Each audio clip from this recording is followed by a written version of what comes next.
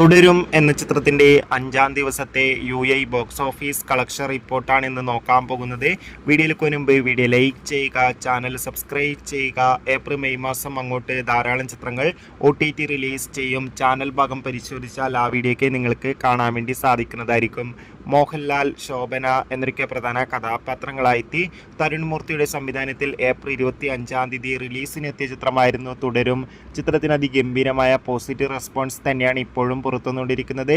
അതുകൊണ്ട് തന്നെ ഏവരുമേറെ ആകാംക്ഷയുടെ ചിത്രത്തിൻ്റെ കളക്ഷൻ റിപ്പോർട്ടൊക്കെ അറിയാൻ വേണ്ടി കാത്തിരിക്കുകയാണ്. ഫൈനലി തുടരും എന്ന ചിത്രത്തിൻ്റെ 5-ാം ദിവസത്തെ UAE ബോക്സ് ഓഫീസ് കളക്ഷൻ റിപ്പോർട്ടൊക്കെ ആരാധകർക്ക് മുന്നിൽ പുറത്തുവന്നിരിക്കുകയാണ്.